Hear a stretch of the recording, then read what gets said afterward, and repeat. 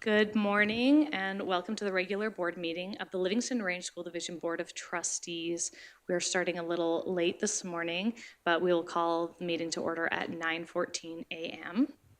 And we'll go to Trustee Yegas for our land acknowledgement.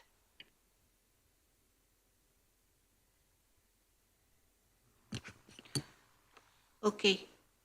Welcome to our division office located on the traditional land and territory of the Nisipaka, Kaina, and Siksika, the Blackfoot people within the Treaty 7 region of southern Alberta. Thank you so much, Trustee Yegas, and we'll now stand for the singing of O Canada.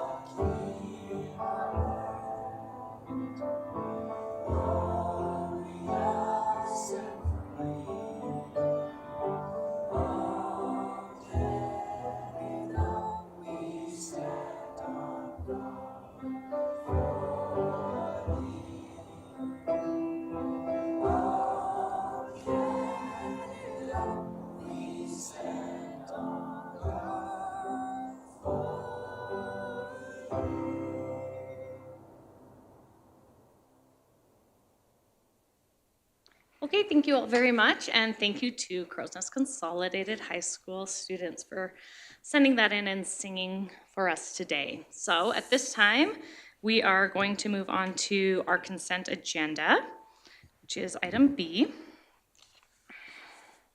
The recommendation is that the October 30th, 2023 consent agenda be approved by the Board of Trustees as presented or amended. Can I get someone to make that motion? Trustee Hodges? Okay, is there any items that anyone would like to have pulled? Seeing none at this time, all in favor of the, oh, sorry about that. I'm actually going to go with any opposed because we have online, so are there any opposed to that? Okay, seeing none. That is carried. Thank you. Emergent changes to the agenda. The recommendation is that the October 30th, 2023 regular board meeting agenda be approved by the Board of Trustees as presented or amended. Can I get someone to make that motion? Trustee Yegas? Any discussions around this item? Sure. Yep. Trustee Hodges? Just wondering if we can make a change to the agenda, just because Trustee Toon is unable to join us until 10:30, and make it so that we start with our presentation, our discussion items first, and then move on to our action items after he's able to join. Perfect. Thank you so much. Any discussion around that or issues? Okay. Thank you, Trustee Hodges. So the recommendation will now read that the October 30th, 2023 regular board meeting agenda be approved by the Board of Trustees as amended. To have our discussion items first. Are there any opposed? Seeing none, that is carried. Declaration of conflict of interest. The Board of Trustees declare if they have any conflicts of interest related to agenda items from the October 30th, 2023 board meeting, and if so, please declare them now. Seeing none. Perfect. Then we will move on to Discussion item F1. The 2023-2024 enrollment numbers. Jeff Perry, our Associate Superintendent of Business Services, will review the official September 30th, 2023 enrollment figures. Turn it over to you, Mr. Perry. Okay, thank you. Thought I had a few more minutes, but okay, the documents that were included in your agenda package, there's two documents. One is comparing the actual enrollment for the current year with our projections in the prior year, and then the second document is actually comparing the actual in the current year with the actual in the prior year, so that you can see the changes that were or the variances from the budget or projections and the change in the variances from the prior year. So I'll just give you an overview real quick, and then we'll go through the details. Overall, as we look at head count, we're up 33 students from the prior year, which ends up being about 19.3 FTE more than the prior year. So when we compare to where we were last year, we're up 19.3 full-time equivalent students. And again, there's portions of students because now our ECS students are considered 0.5 and our home education students are considered 0.25. And when we have blended programs between home education and school, you get other percentages or decimal points. So that's why we have 19.3. When you look at from projections, we're actually down 31.65 students from what we projected in the prior year, which actually is 46.35 FTE students. And we'll go through the details of that. So when we look at the overall students, well, let's jump into the first document that we have here. This is from projection.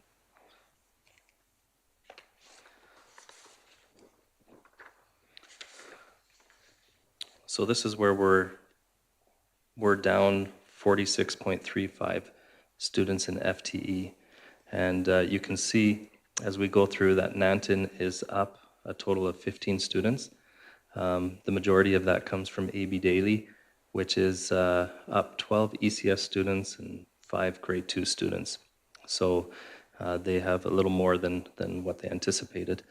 And as we go through, ECS is one of the most challenging areas to predict. Sometimes you're up significantly, and sometimes you're lower than what you had in the previous year. In this case, they were conservative in their estimate, and they are up 12 ECS students, which is nice to see. Clarisholm is down overall 24. The majority of that 24 is the Willow Creek Composite School, and that's pretty evenly spread out throughout the different grades.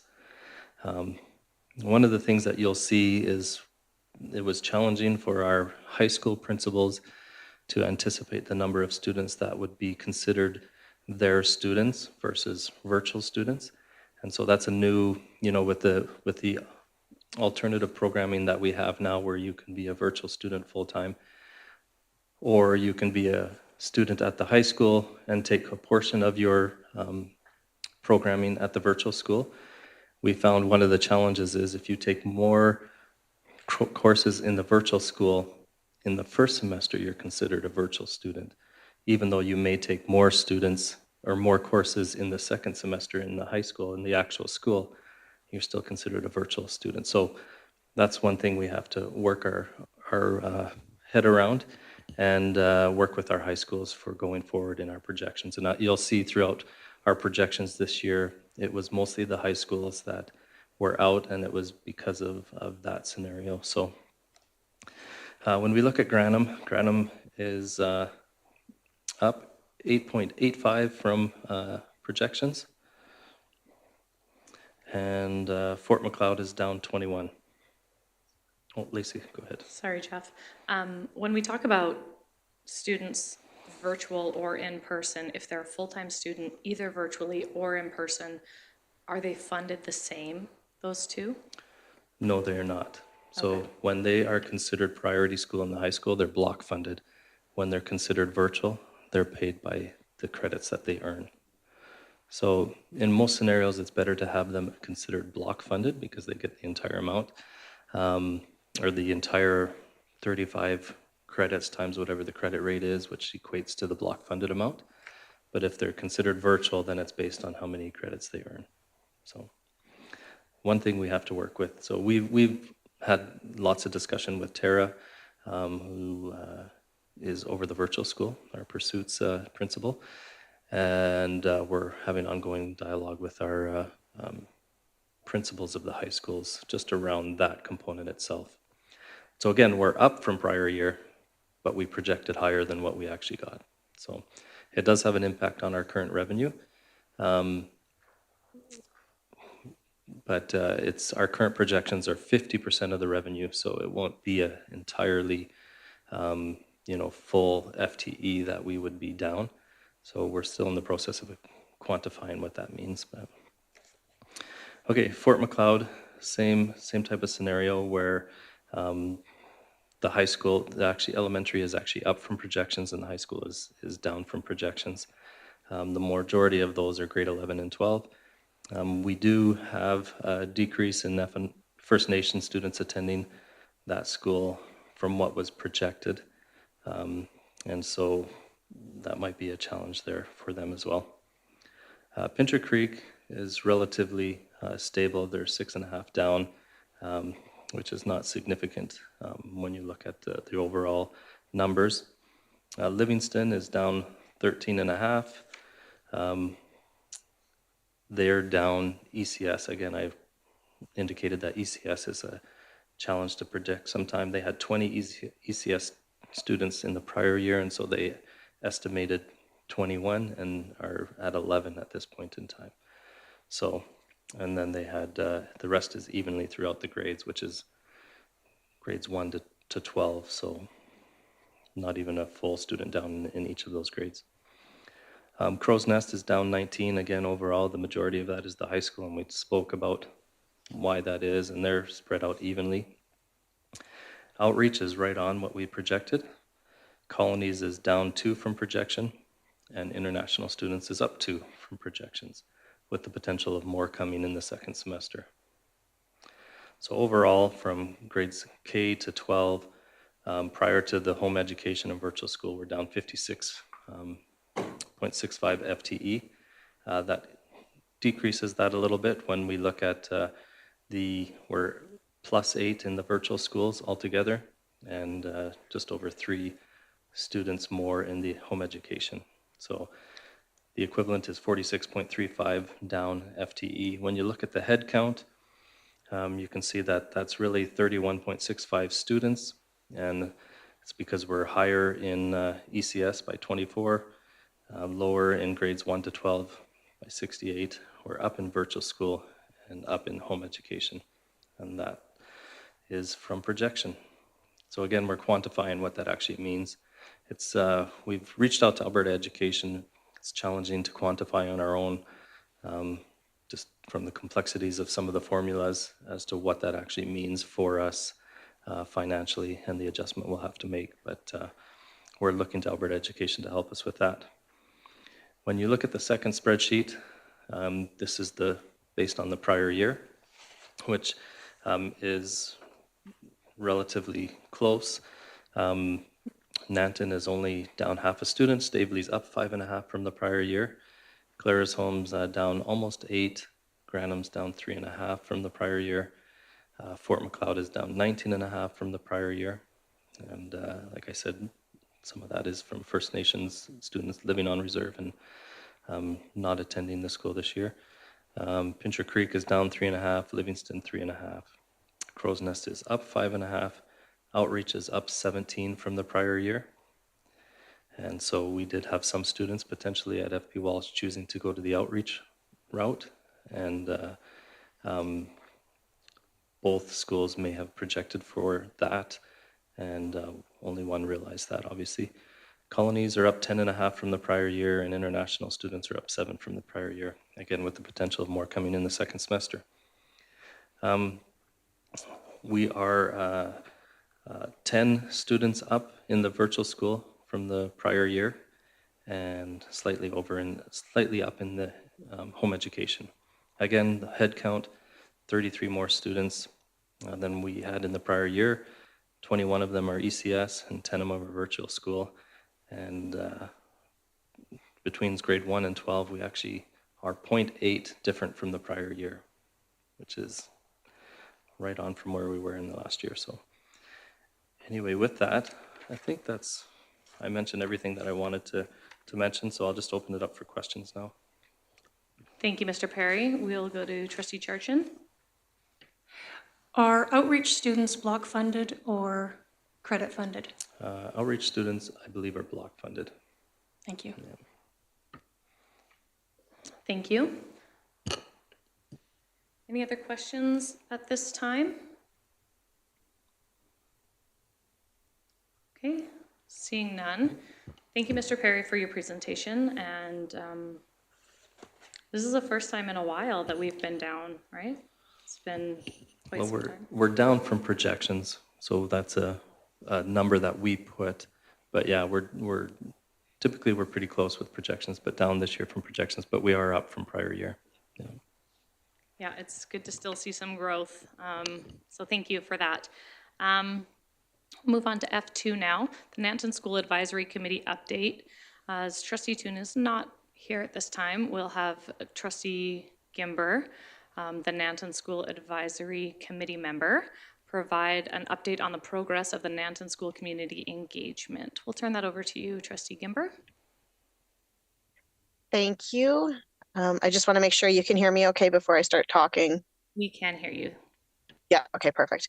So the Nanton School Advisory Committee met on October 19th with, that's with the town of Nanton and Evan Berger from the MD of Ranchland and Superintendent Daryl Seguin, Associate Superintendent Jeff Perry, and then Chair Poitras and myself with the architect from GGA Architecture. His name was Johnny Herr.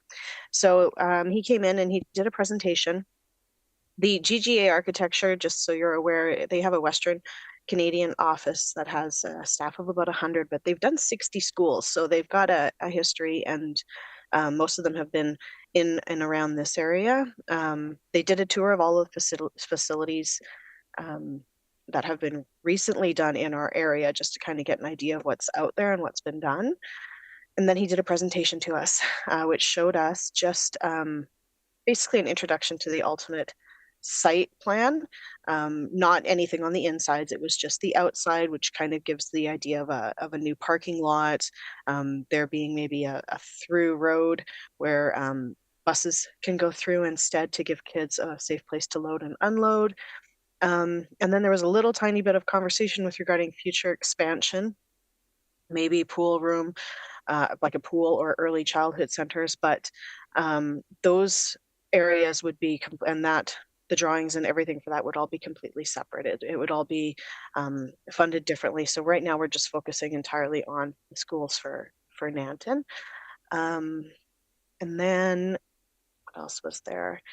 So that was the preliminary design stage, I guess. It's and they're ending that section. The next part is the schematic designs that will be done probably around Christmas. That's where they start to show the floor plan. And we are meeting again with the town and everybody, and the Nanton School Advisory Committee meets again on November 14th. I think that's it, if there's any questions. Thank you, Trustee Gimber. Do you have any questions at this time? Just as a member of that committee, I would also add that the window for partnering is kind of closing. And so we've sent out one last communication in the town of Nanton to our partners on that advisory committee to send out in their communities or to anyone who it might be important to in case there are any community upgrades that will be happening to the school. And if not, then we would just proceed with with the dollars that we get from the government and the outline that we have now. So I just wanted to add that we have sent out one more communication about that, just to ensure that if there's any community involvement or engagement that is going to happen, it would need to happen now. So I hope that was okay, Trustee Gimber. Just wanted to share that we had communicated that out. So seeing no other questions at this time. Okay. Thank you, Trustee Gimber. We'll move on to F3, the Grantham School Advisory Committee update. Trustee Gimber, the Grantham School Advisory Committee Chair, will provide an update on the programs or the progress of the Grantham School Community Engagement. We'll turn it to you, Trustee Gimber. Thank you. So this committee is kind of on a pause in a sense. We're just not in as much of a hurry to go through and find solution right now, because honestly the numbers have not been decreasing like we were thinking that they might be. So we kind of have a little bit of breathing room. So we haven't had a meeting yet. We will probably have one after the organizational meeting has taken place, just to kind of make a game plan for what we're going to do this year with regards to the Grantham solution. But it's just important to note that we have some breathing room that we didn't think we were going to have. So that's why there isn't as much of a push or a panic right now on this committee. So any questions on that one? Thanks, Trustee Gimber. Do we have any questions on this one? Seeing none, thank you very much, Trustee Gimber, for the update. We'll move on to F4, student travel. CCHS International Travel.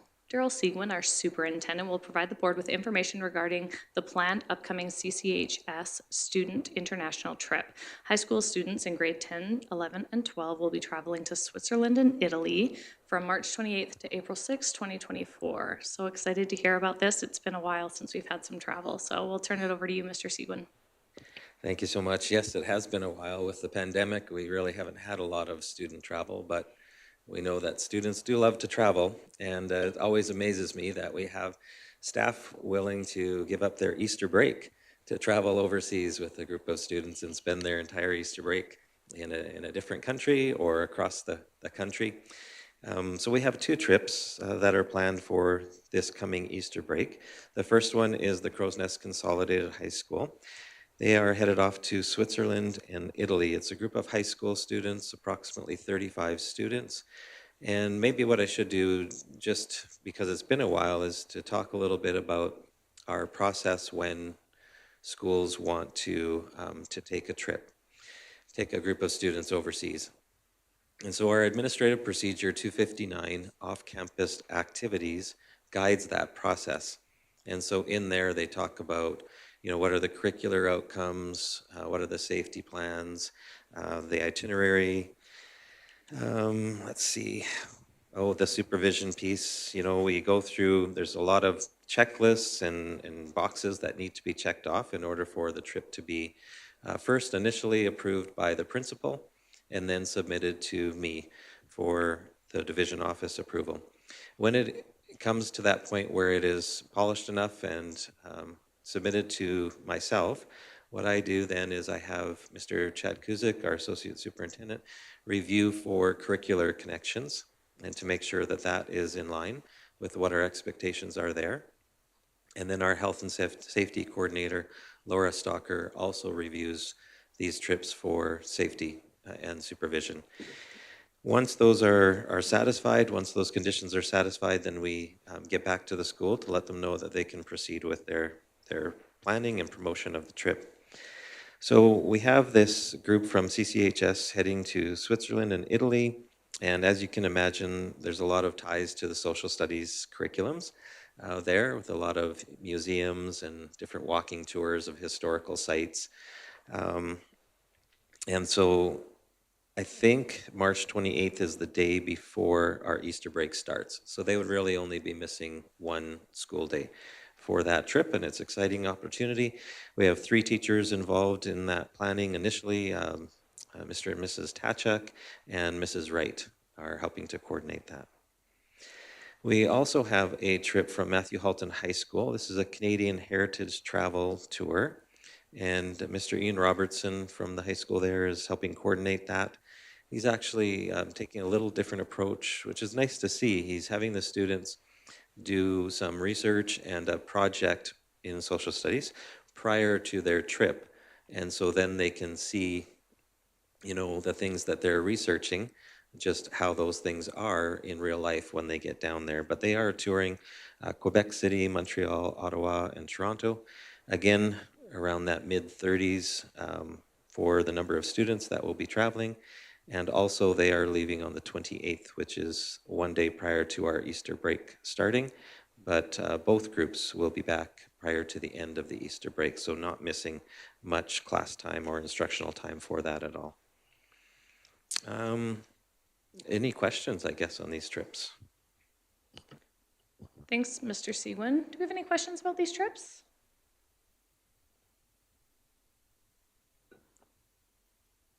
Trustee Agus?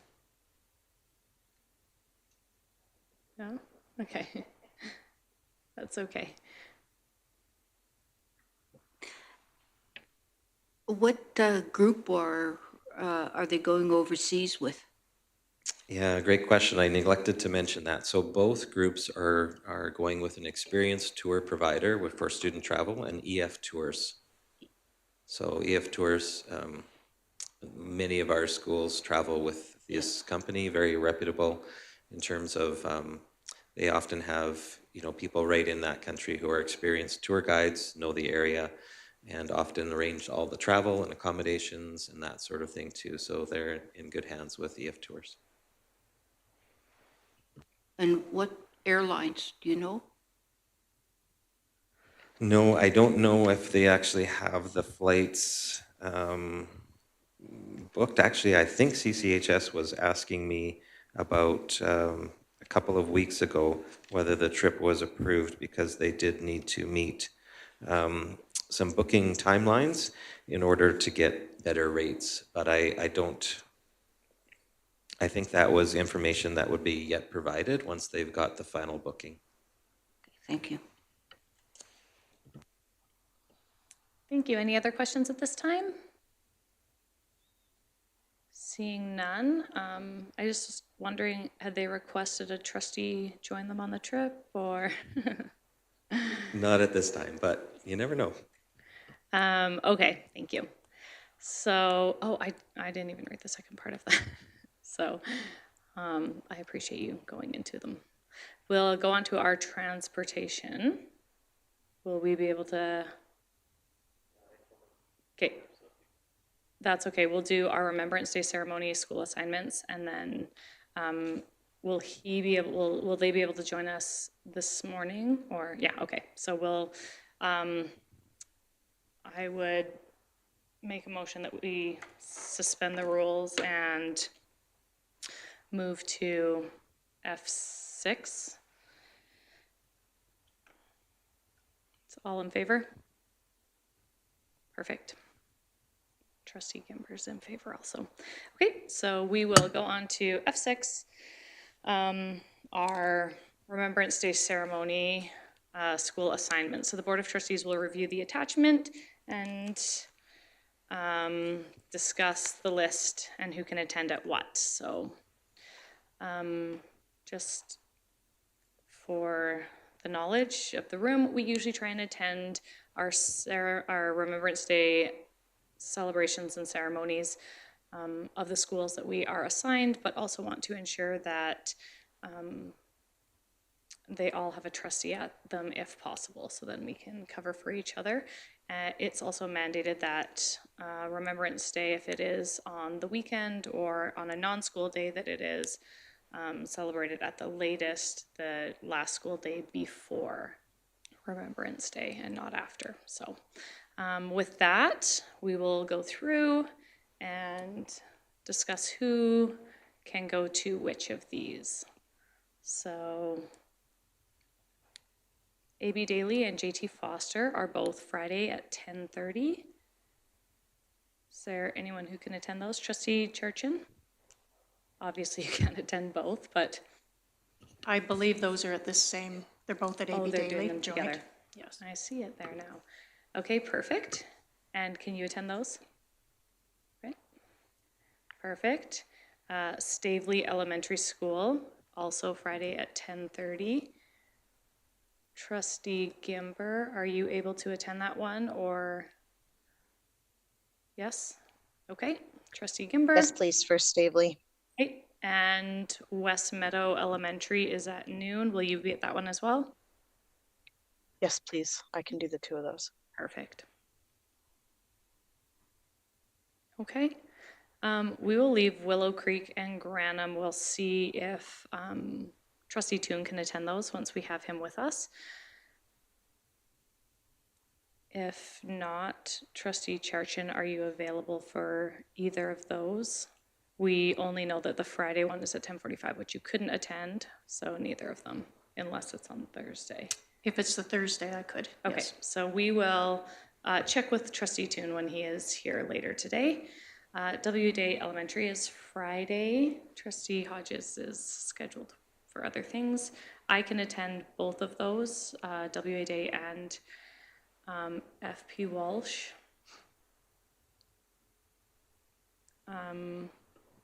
Canyon School on Thursday. No, I can attend that one as well. That's totally fine.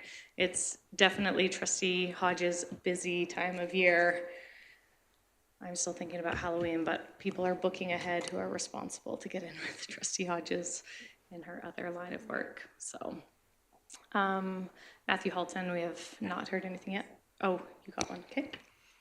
Brian Burns sent out an email to us, and it's on November 7th at 10 a.m., which also, I'm sorry, but my other job requires me to be there, so I'm unable to attend any of them.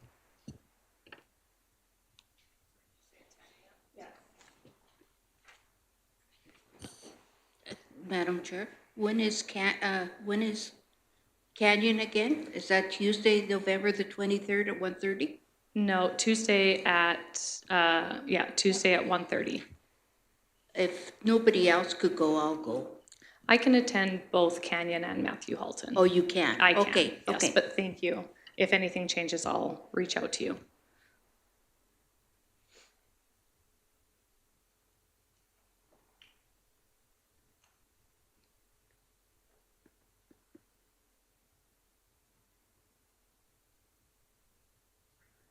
Perfect, no, you're fine. So we have Livingstone will be on Monday at 10:30. We'll have Trustee Yegas there. And Trustee Long, can you attend Horace Allen? Yes. Friday at 10:30, or is that, yeah? I'll do Horace Allen, Isabel Allen, Crow's Consolidated. Okay.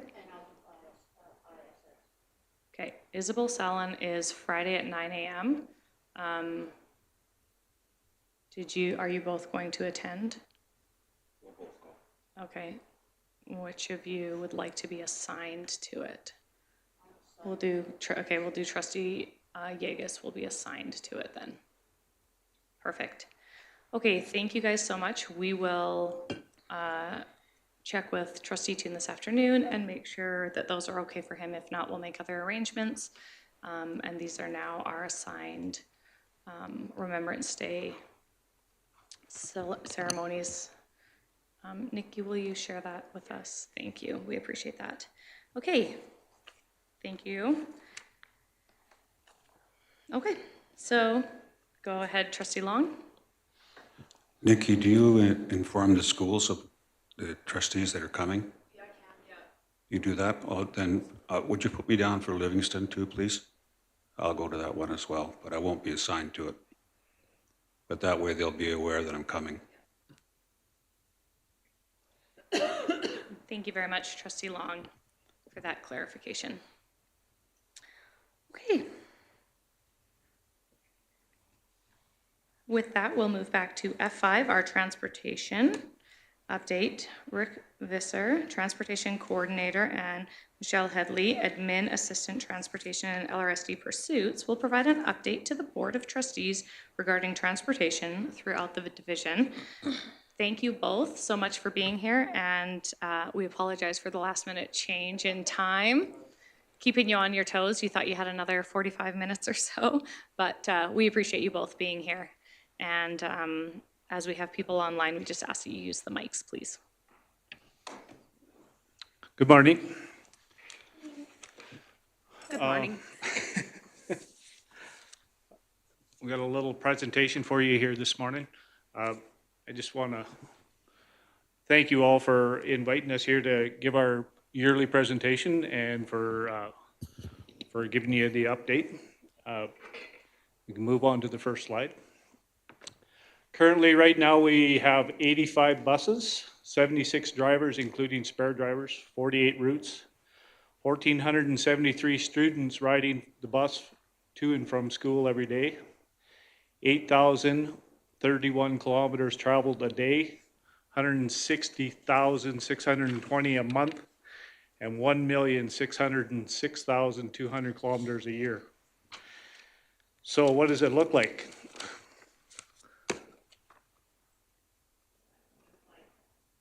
Pardon? Does that include field trips and stuff, or is that No. just the routes? That is just the routes. Wow, that's an impressive number of kilometers. Now the picture you're looking at right now is a picture of all the routes and all the stops. When we break this down, there's a total of 726 stops that we do every day, every morning, and then we do the same stops every afternoon. So if you carry on to each of the communities, it breaks down into each individual community. So Nanton has 104 stops that we service every morning. Next, Staveley has 56 stops. Claresholm 110 stops. Grantham 19 stops with just 2 buses. Fort McLeod 125 stops. Pincher Creek 158 stops. Lumbrick 61 stops. And Crow's Nest Pass 93 stops. So that just gives you an idea of how many stops we deal with every day, and the fact that it's a lot of students and it's a lot of congestion first thing in the mornings. Very often when the snow flies and things have to happen quickly, it's tough to get all that stuff mowed. But thanks to my drivers and Michelle and Jeff, we seem to look after it quite well. I don't think we have too many issues. Weather is always our biggest factor. We'll carry on. Our update from last year. Last year we had a pilot project to have the schools book their own drivers for their extracurricular trips themselves. This seemed to be working quite well. So we have purchased 3 more white buses. We bought used ones. And we would like to implement this going to the other communities in November of this year. So next month, we would like to see if we can get these other schools on board and get them up to date. It'll take a little bit of pressure off of us so that we can plan for next year. The tablet system is working the way it is intended to for the electronic pre-trips and post-trip inspections. This has saved the drivers time in filling out paperwork. And when they hit the send button on the tablet, it automatically becomes available for me to review. It has cut down on a lot of paperwork, a lot of chasing the courier around and everything else to make sure we got the proper paperwork. Currently, what we're working on is bus driver hiring. We have been doing a number of things, more of a blitz than anything to try and recruit more drivers. We've put out advertisements to all the school offices in our division. We did a social media blitz on Facebook ads, and we are starting to receive some positive response. Last week, or 2 weeks ago, I guess, 8 applicants completed the S endorsement training. 5 of them were to support the extracurricular trips that the schools are doing, and 3 of them are to support regular bus driver routes. We have a wait list of 8 more applicants, and I just got 2 more, so that should change to 10 for the next available training. And we are waiting for the dates to do the Class 2 training. Just to break it down to make it easier, if it's a 24 passenger or less bus, they only need a Class 4 license with the S endorsement. If it's 24 passengers or greater, they need a Class 2 license. The Class 2 license is quite a bit more training, so it takes quite a bit longer to get that training than just the S endorsement and the Class 4. So I'm planning on working with the trainer this week to see if we can get a course set up that we can get 3, because they can only do 3 at a time, drivers through in November for 2 weeks in November, and then another 3 in the last week in November, first week in December. So we're working on that.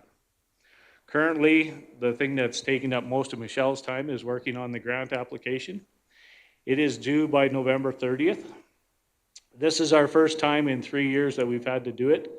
This is the first time me and Michelle have ever had to do it, so we're a little bit nervous about it, but everything seems to be working good.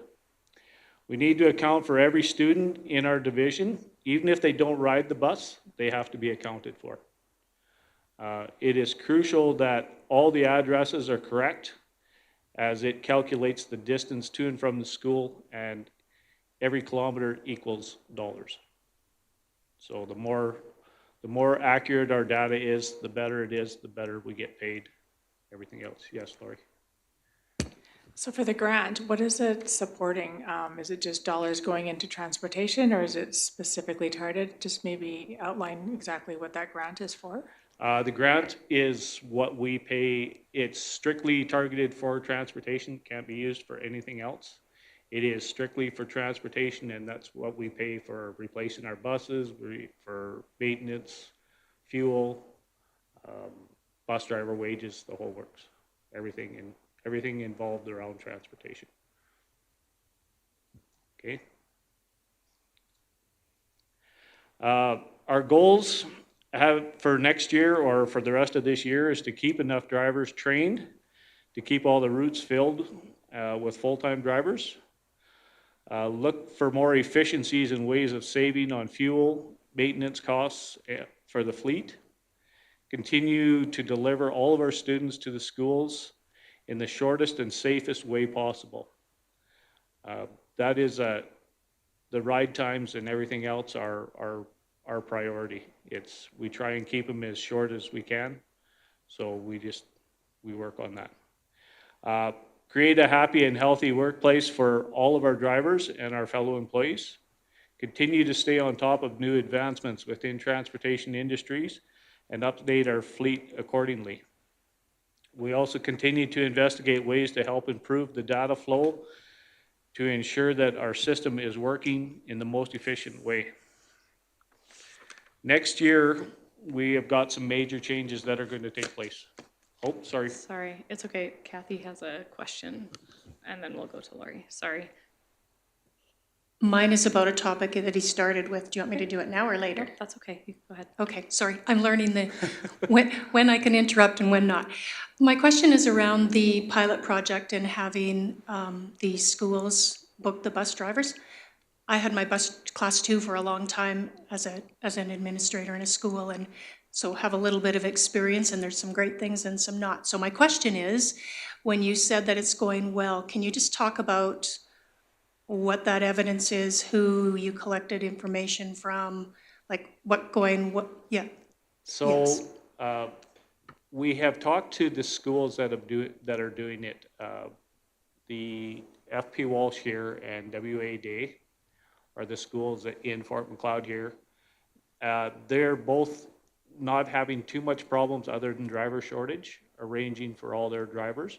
They are assigned buses for their schools. They work together. They put their information on a spreadsheet, and they were a little bit nervous about it, but after they got started on it, and they said, it was running rather smoothly. They don't have to wait for the communication back and forth before. The way it worked was they would send me a bus request. I would look for a driver. I would send the bus request back to them and confirm whether it was done or not. Now they'll know right away. They've got their schedule. If they have a short notice that they need a driver right away, they can go and search for a driver and give it. And they don't have to wait for me to be involved in doing it. All it is an approval process for me. They fill in the driver on the spreadsheet, and I approve whether he's an approved driver or not, or if they have all the required credentials, I guess. And then, Thank you. May I just ask one more question? Were those the only 2 pilot schools? no, we also have Claire's Home on board, and the schools in Claire's Home are both doing wonderful at it too.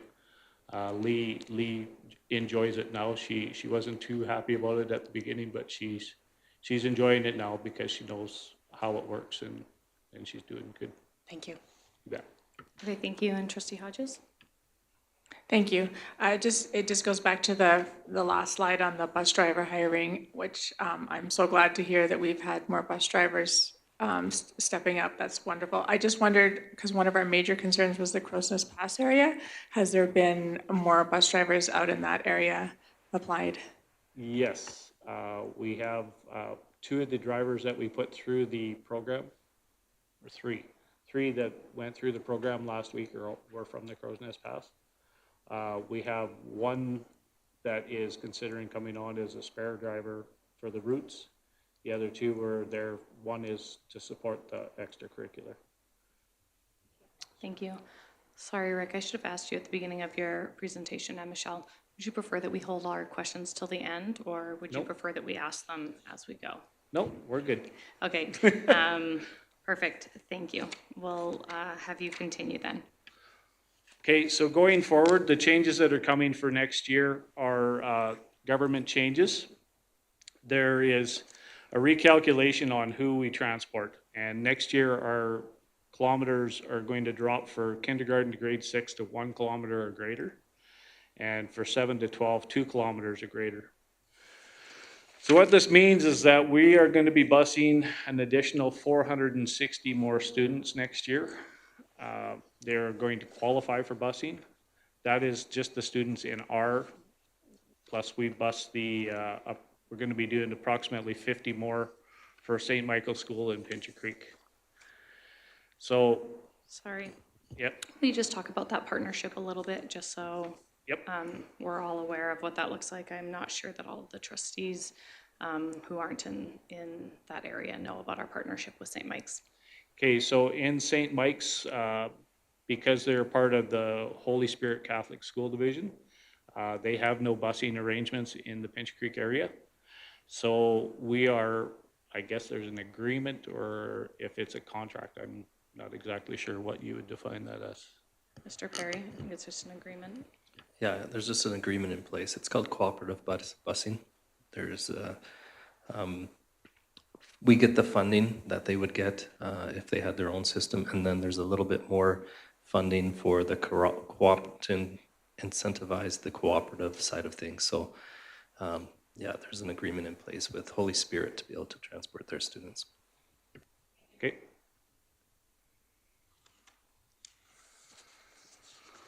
So let's move on to what these changes are going to look like in each individual community.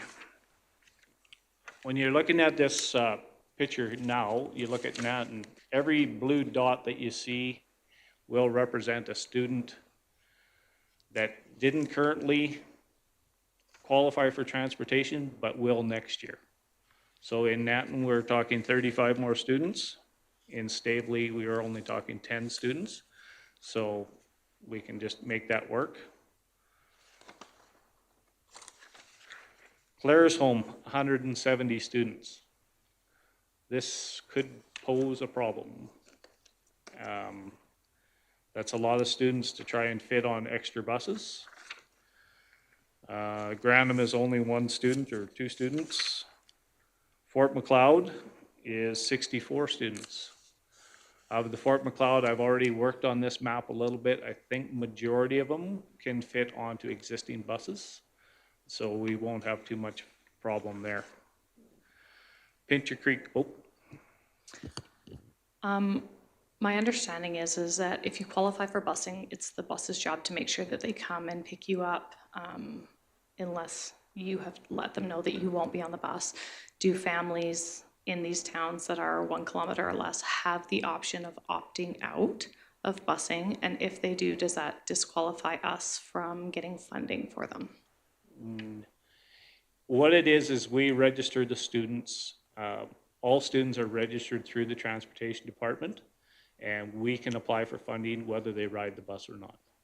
If they choose not to ride the bus, then we still collect the funding for them, but we have to have a seat available for them if they want to come. But you don't still have to go and stop at their house and wait a minute or whatever it is? No. Okay, We'll talk about the stops here in a little bit. okay. But the students can choose to not ride the the bus? students can choose to Okay. ride the bus. Thank Yeah. you.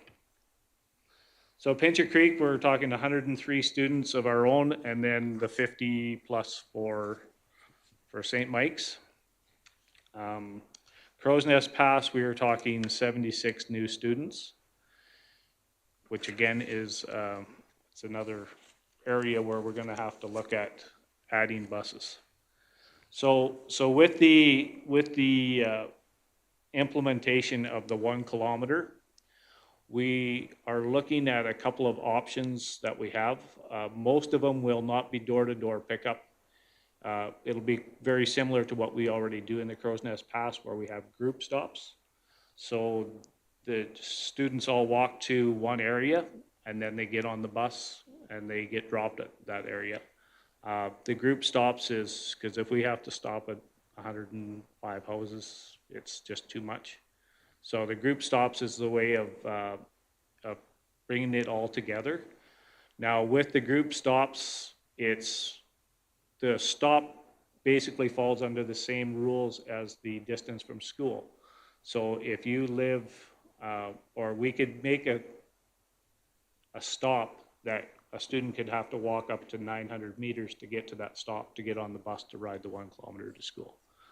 Yeah, so it's the stop placement is going to be very crucial. We have to look at the safety aspect of every stop, blocking intersections, people's property, right-of-ways, stuff like that. So there's going to be a lot of investigating has to be done between now and we're hoping to have this all kind of set up so that we have an idea by January.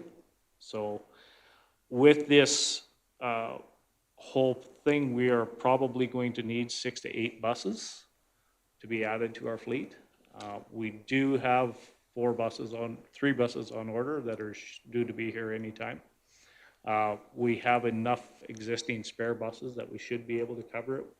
Other than that, our issue is going to be the same as always. It's going to be getting drivers to cover them routes. The Crow's Nest Pass area, we have looked at that one there, and because the congestion in the Crow's Nest Pass, because it's communities and there's so many stops and everything else, the number of students, we may have to go back to looking at split bell times for the elementary and high school. That was something that was done previously. Years ago, apparently, they had split bell times. They got away from it. They tried to put it all into one, and it's made the buses very full. The buses right now in the Crow's Nest Pass are at max. So if we have to look at splitting bell times, we want to make sure that this is something that we have done by January so that we can talk to the schools and do the necessary arrangements that we have to.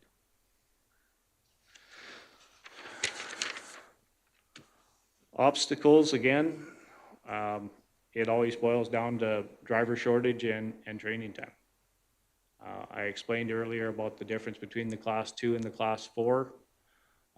The training, the S endorsement training, which is a government-trained course, takes about 3 days to complete. The training for the Class 2 license takes 1 to 2 weeks. It used to be under the MELT program. that it would take close to a month to get your Class 2 license. They have relieved that a little bit, so, and it's kind of been a saving grace there that we can get drivers through a little quicker. So the Rick, only, sorry to interrupt.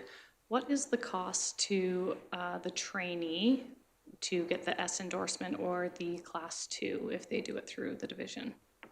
If they do it through me, there's no cost to them whatsoever. Okay, and if someone was to get their Class 2 license through the division or through yourself, and the cost is covered through us, then is there any type of commitment back from them? Do they sign any type of contract or anything like that so that we know that that investment then will pay off for us in at least some way, shape, or form? We ask them for a 2-year commitment.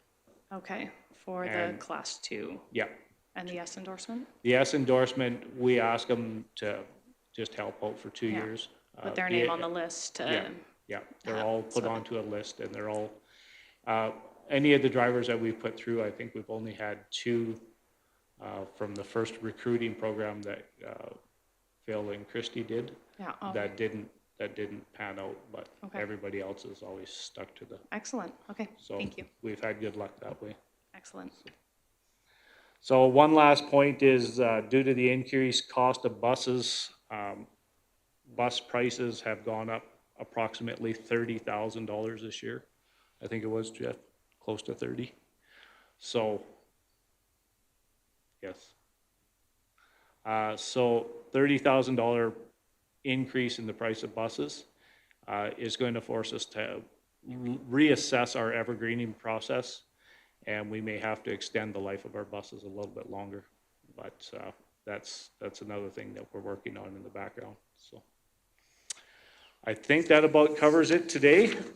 Is there any other questions I can help anybody with? Thank you so much for sharing all that, and thanks for answering our questions along the way. We'll start with Trustee Hodges. I guess just going back to that grant, will that help purchase buses too? I know you said that it helps with everything else, but does it also help with the purchase of buses? It does, but not 100%. Jeff, can you help me out on that one?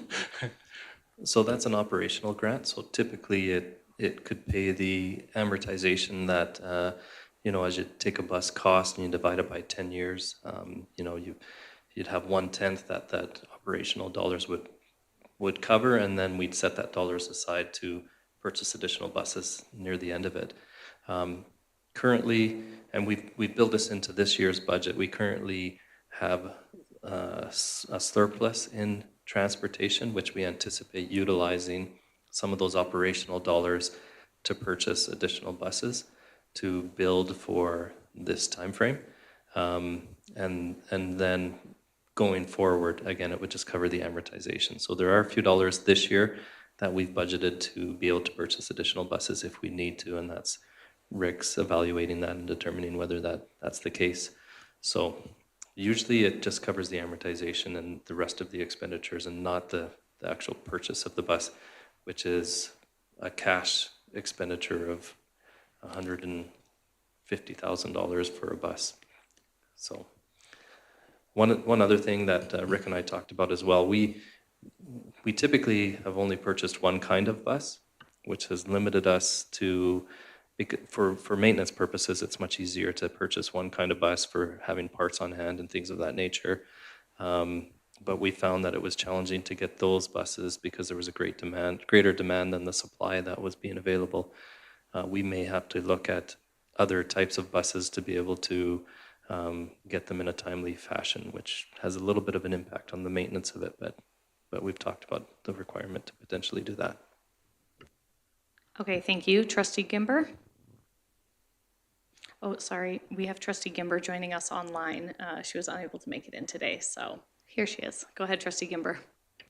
Hi, thank you. I just wanted to give a little bit of feedback and thank you, I guess, for having the opportunity to have those white buses available so teachers those that have their license can drive, and it's made field trips more feasible for the kids. So I just want to thank you for that. Thank you, Trustee Gimber. Trustee Hodges? So just listening to Mr. Perry talk, I just wondered, because we do all our own maintenance on our buses, and we're going to be adding more buses to our fleet, what does that look like for our maintenance department on doing the buses? Is this something that we're going to have to look at expanding more? Are we doing more hiring out? I just kind of want to know where that's going to be into the future, I guess, for cost-wise and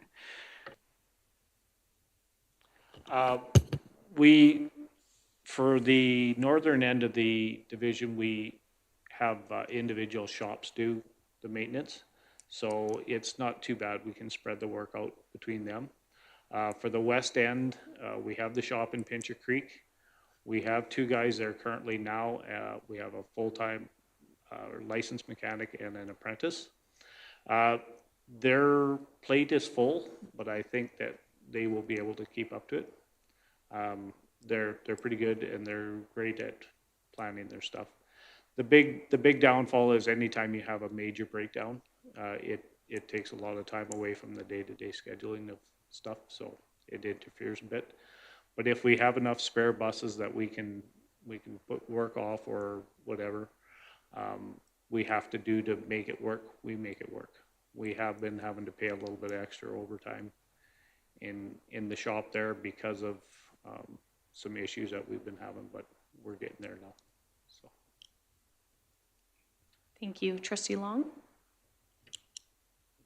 This is probably a question for Jeff. Seems like an obvious question, so I'm just wondering if everybody knows the answer but me already. So the government has imposed these new travel regulations. What about funding for next year? Has the government made any commitment to extra funding to cover these new buses and more drivers? So the government does have a option to access additional funding in advance of the upcoming changes. We haven't, because of the dollars we have and how we built our budget, we haven't accessed those dollars. It's just a potential upfront dollars, and then you'd have to pay them back after time kind of thing, right? So we haven't gone that route. We think that we can do it within the funds that we have available right now. The new grant has taken into consideration, so when you implement the grant, some jurisdictions were very close to already providing the 1 kilometer distance in their previous years. And so they implemented this year. We didn't have the ability to do that because we weren't providing that kind of transportation or that service. And so they were eligible to get additional funding in their operational grant this year, whereas we will get it next year when we implement the changes. So there is additional funding in the operational grant to take into consideration the additional students and so forth. I think there is an estimate by Alberta Education. I don't know what the percentage is, but they don't anticipate that all those students will ride the bus. And their experience in the past is that not all the students will ride the bus. Parents will still take their students to school for whatever reason, that kind of thing, or they'll walk. But we have to plan as though they're all taking the bus and have the service available everywhere, and that takes additional dollars. So as they work through the grant formula, they'll see this year what that means, as well as the potential of next year and what changes that would be. So we anticipate more additional dollars next year when we implement. Thank you. Trustee Yegas?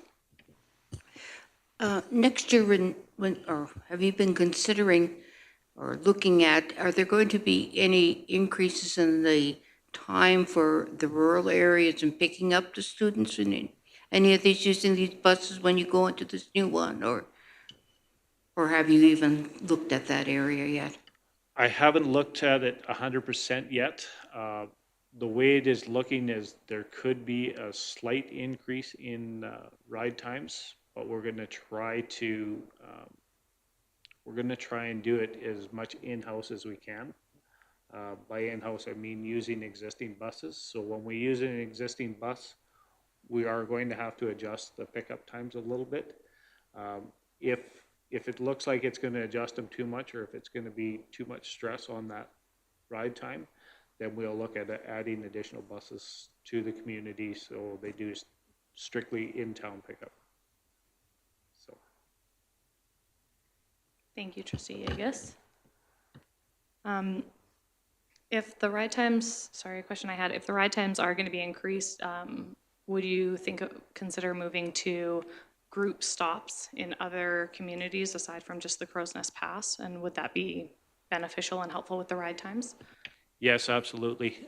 Each community will, when we look at the whole scope of things that we're looking at right now, each community is going to have various group stops throughout the community that we're going to try and put it so that it's where a bus is driving by already. So if there's room on that bus to stop and pick up that stop, then we can just add them to the buses. And we'll get everybody to come to a group stop so that we're not going door to door, block to block. So. Perfect. And then my other question was, our schools don't all follow the break off between the 1 kilometer and the 2 kilometer. We have some schools that are K-9 or certain schools that start at grade 6 instead of starting at grade 7. Do you anticipate that being a problem with some of the families, as part of their family will be able to ride and part won't, or do we face that already? We do face that already. Okay. We do face that scenario already where mostly in Pincher Creek, because Canyon is a different distance from their residence as Matthew Halton is. The Canyon students can ride, the Matthew Halton ones can't. And we do end up with some upset parents, but we try and explain to them, this is the rules, this is the regulations. We follow the government guidelines, and we can't change it. Okay. Yeah, we kind of have to stick to it. Thank you. Any other questions at this time from any of the trustees? Okay, I'm seeing none. I want to thank you both for coming and sharing this information with us and all the hard work you're doing. I know there is a lot to do to prepare for next year and see what we can do to make this happen with the government implementing these 1 kilometer and 2 kilometer changes. So we appreciate that. Is there anything that the Board of Trustees can do to help support you guys? You're good. I Okay. think we're good. We're good. Okay. Well, if we think of anything or letters that we can send and lobby for anything that will help, we will do that. And please reach out to us if there's something you think of. Thank you so much for your presentation.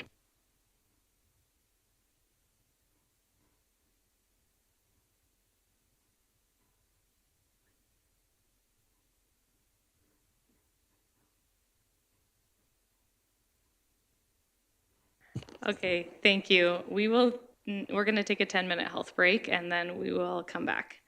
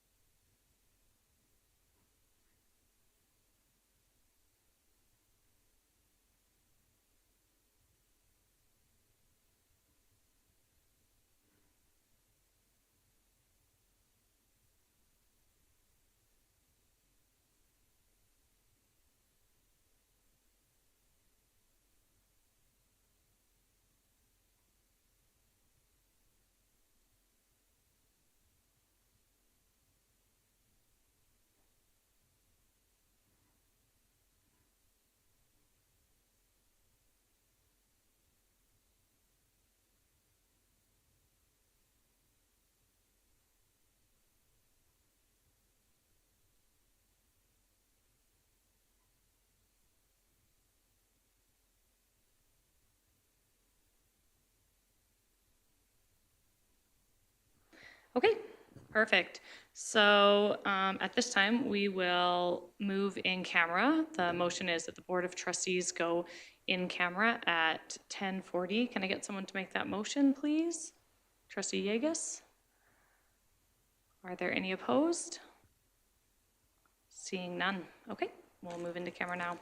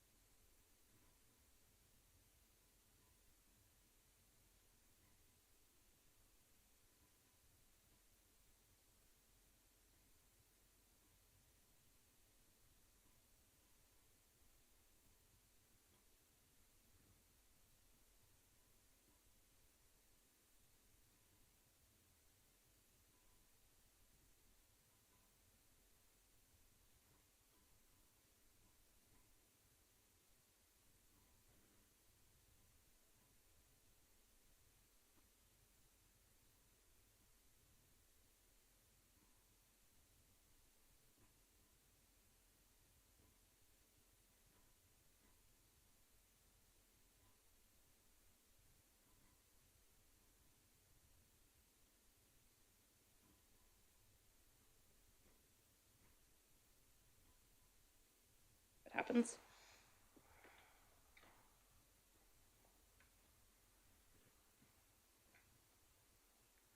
Okay. Welcome back. We're done our lunch. Trustee Toon should be joining us shortly. Pardon me. We've been working out of order today, so we are going to be at our action items.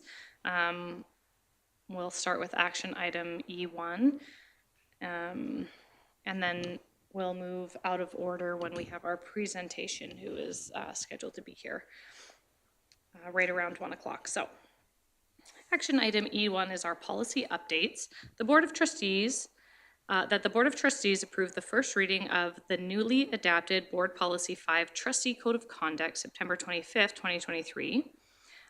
Trustee Yegas will ask the Board to approve the second and third final reading to adapt Board Policy 5. So the recommendation is that the Board of Trustees have reviewed and approved the second and third reading of the newly adapted Board Policy 5 Trustee Code of Conduct as presented or amended. This is being moved by Trustee Yegas. And Trustee Yegas, I will let you speak to it. Thank you. I was wondering if there were any changes or concerns or anything else that we had from our school councils when we presented it?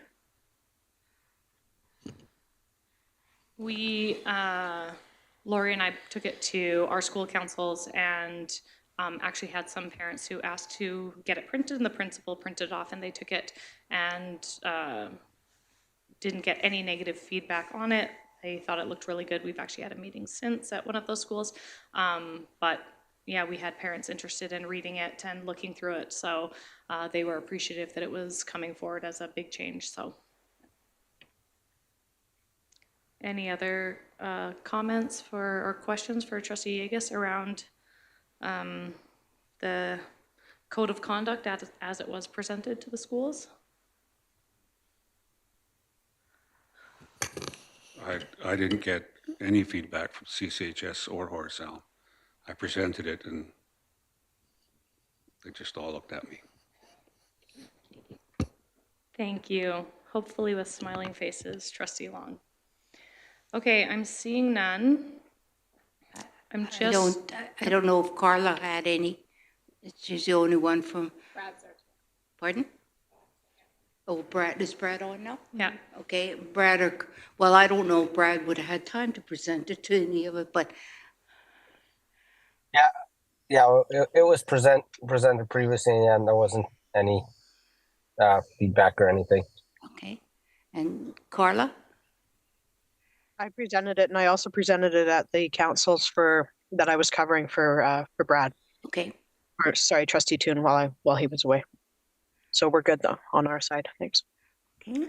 And I presented it to ISS and Lumberg, and once again they were interested, but no comments on it. So I guess we could, if there has been no changes and everything, and there's no comments or questions from the trustees, we go ahead and vote on it. Okay, thanks, Trustee Yegas. That was her closing on it. You don't want to close, right? That's your close? Okay. So, I don't know. you didn't want to close on it? No, I would just like to say that I think this is a good update, that it covers a lot of the things that we questioned in the past. And so I hope this is going to cover anything that we need to in terms of the board sanctions and that. So, no, that's my close. Thank you. So the recommendation is that the Board of Trustees have reviewed and approved the second and third reading of the newly adapted Board Policy 5 Trustee Code of Conduct as presented. Are there any opposed?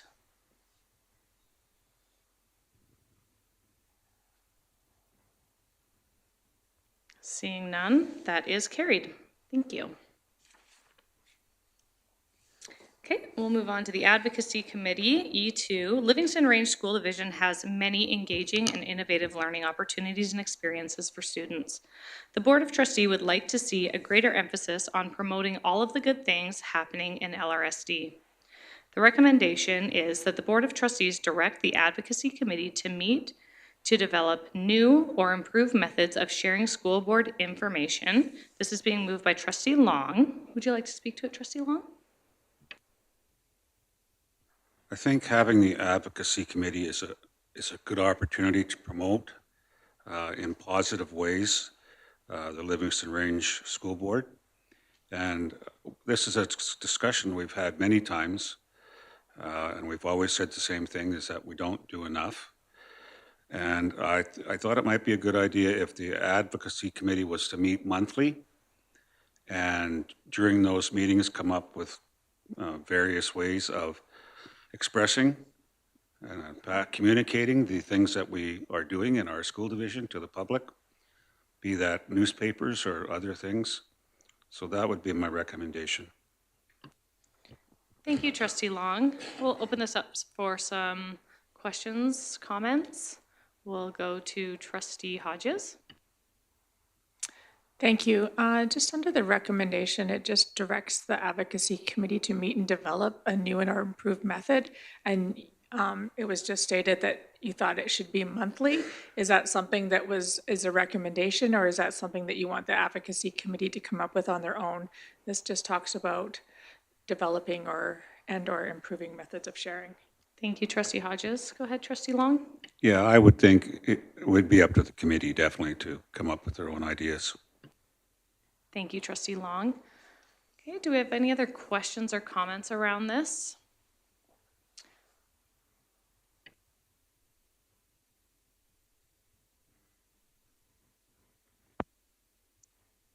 Go ahead, Trustee Gimber.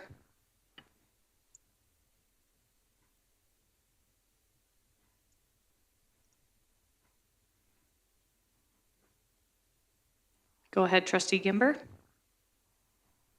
Hey, okay, so just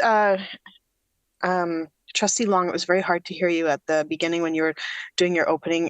It was cutting in and out for both Trustee Toon and myself, but I think I got the gist of it. Anyway, my question though is just with regards to the terms of reference that is in place right now for that committee. Does it not already allow them to do this? Thank you, Trustee Gimber. Go ahead, Trustee Long. Yeah, it does, Trustee Kimber. I guess, well, no, I guess it's up to the committee to come up with their own ideas. But the reason that I brought this forward is to initiate with the advocacy committee that they get themselves together and do some brainstorming. Thank you, Trustee Long. Trustee Gimber, were you able to hear that? Yeah, okay, perfect. Can you hear me okay? Are we cutting in and out? So it was just Trustee Long when he was speaking. I don't know if it's just his microphone, but I've noticed that previously when he was speaking as well. It cuts in and out. Okay, thank you. Him and I will share a microphone and see if that helps. Are there any other questions or comments around this motion?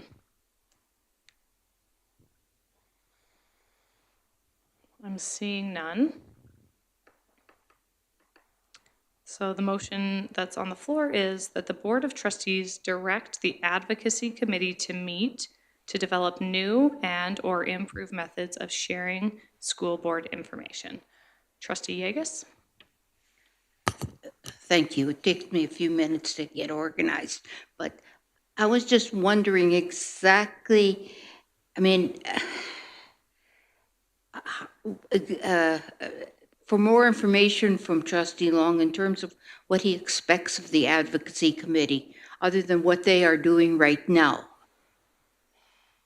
Go ahead, Trustee Long. So the timing of this is, of course, because on the 1st of November, we're going to have new committees, or there's going to be a change of members. And so that's why I wanted to bring this forward now before we have that, so that the advocacy committee, whomever they are, will have the idea that they should meet as soon as possible and start developing some ideas. And of course, my suggestion is, and it is only a suggestion, is that they should meet monthly. But the reason that I brought it forward today is because we're going to have a new committee, and I wanted to initiate it. Thank you, Trustee Long. Go ahead, Trustee Yegus. And I guess the second part to my question would be, I know Trustee Hodges is chair of that committee, and I was just wondering how her or any of the other members of that committee right now, how they feel about this. Is this, if this is, they feel this goes within their mandate, or they feel that this is something that is they could accomplish. Thanks, Trustee Yegus. Trustee Hodges? Thank you. As chair of the advocacy committee, and I think I spoke to it a little bit prior to, I don't feel like advocacy has been used to its full potential. Like Trustee Gimber said, in our terms of reference, it actually does outline this, and it does give us leeway to do it. But I do feel that it was just the understanding behind the terms of reference, and I feel like we can move forward, and I understand why Trustee Long is bringing this forward to just get the ball rolling. I do feel like this is a good fit for advocacy, and I do feel like advocacy needs to take a bigger role in promoting Livingston Range, the board, and other things going on. So I do think setting a strategic plan at the beginning of the year here when we get our new committees is a very important step in how advocacy can move forward and sharing it with the board. Thank you, Trustee Hodges. Any other questions or comments? Okay. For myself personally, I know that we have a meeting on Wednesday, our organizational meeting, to get our committees going. I agree that we need to utilize our advocacy committee more. However, I don't know that we need a motion specifically directing one committee to meet right away and get going on their committee work, as I feel all committees after the organizational meeting all need to sit down as a new committee, read through your terms of reference and purpose and membership and get going. So for me, I don't necessarily feel like this is a needed motion. So with that, Trustee Long, did you want to close? No, I've said everything. Thanks, Trustee Long. So with the recommendation that the Board of Trustees direct the Advocacy Committee to meet and develop new and or improved methods of sharing school board information, are there any opposed?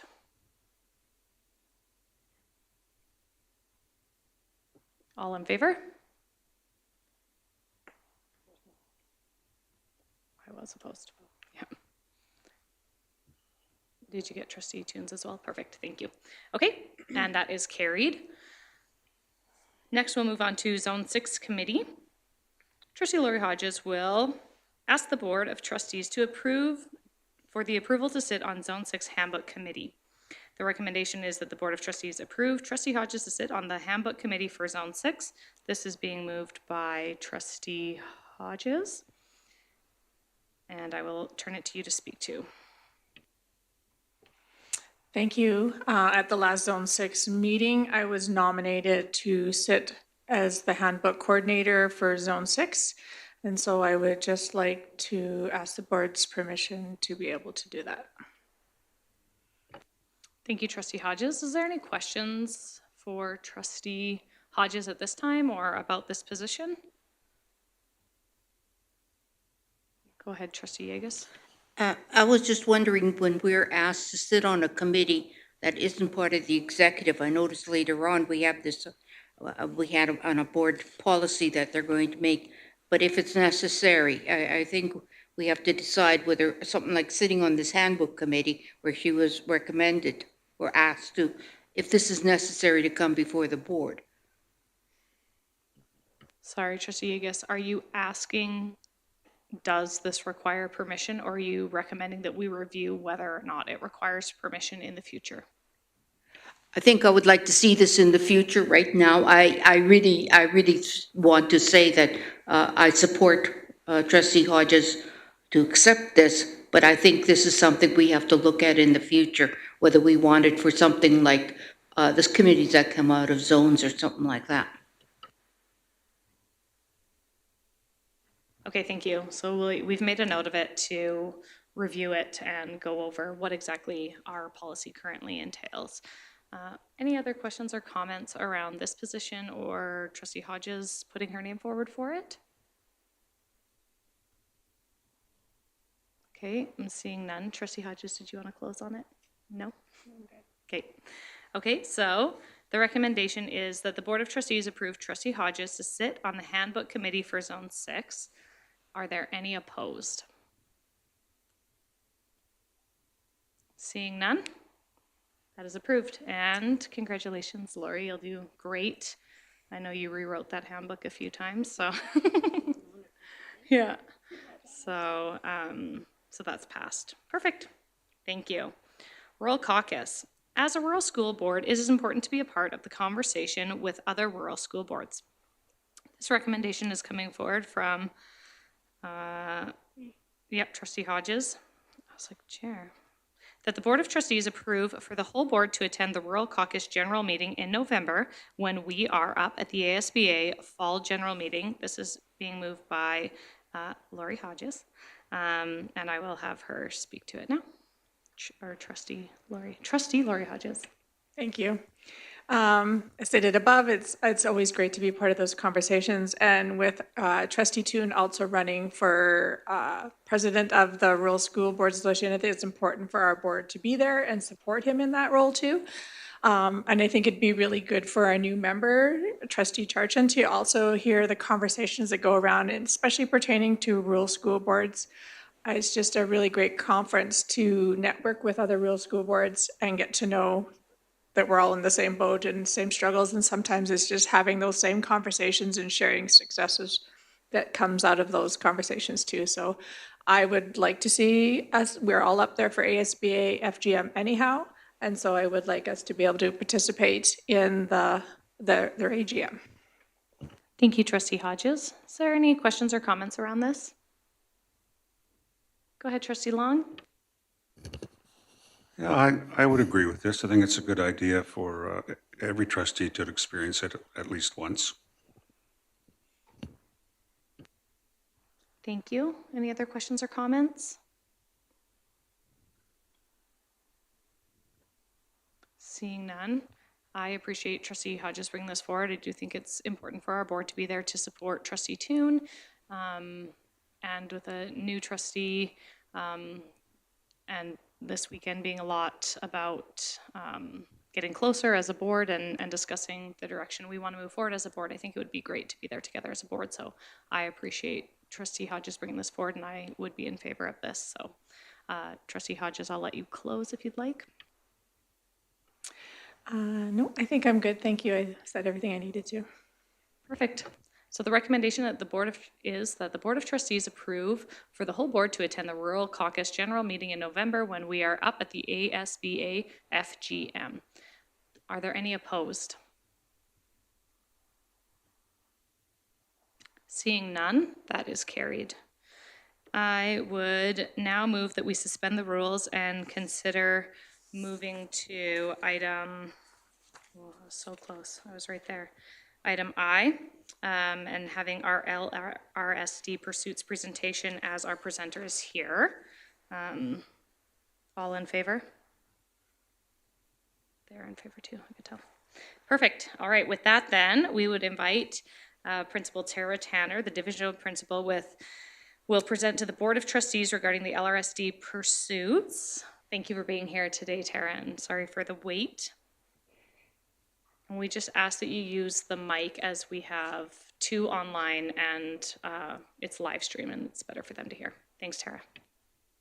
All right, thank you for having me today. You got my presentation there? Okay, perfect. So today I'm going to provide you with a little bit of an update with regards to part of our LRSD Pursuits program, particularly our enrollment numbers and programming for our virtual school, our outreach schools, and our home education program.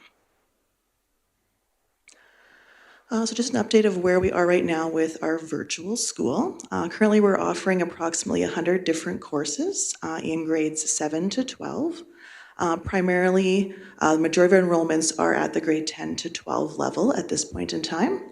We have 5 full-time teaching staff, of course myself with a part-time teaching load, and then new this year is an assistant principal role as we've undertaken the colony supervision as well.